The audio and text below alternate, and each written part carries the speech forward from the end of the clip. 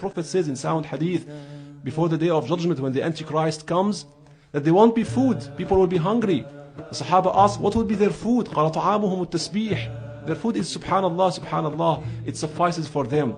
Dhikr suffices from everything. But you have to have, of course, a pure heart, a clean tongue to recite dhikr.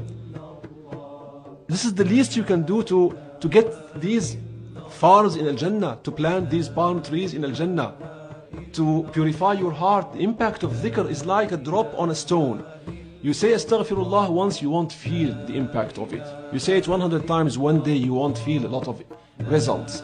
But 100 astaghfirullah, you maintain it for 10 years, see the result, the amazing result. Just the consistency, even with little 100 astaghfirullah or 100 Allahumma salli ala Sayyidina Muhammad abdika wa rasulika an-nabiy al-ummi wa ala alihi wa sahbihi wa sallim, 100 la ilaha illallah, which I recommend to all people to maintain. This is the Shadili word of Imam Abu Hassan al-Shadili, which he picked from the most recommended dhikr in the Sunnah, in the Quran, and in the Sunnah of the Prophet sallallahu ta'ala alayhi wa sallam. Istighfar, prayers upon the Prophet, and la ilaha illallah. Maintain them, 300 in the morning, in the evening, but maintain them.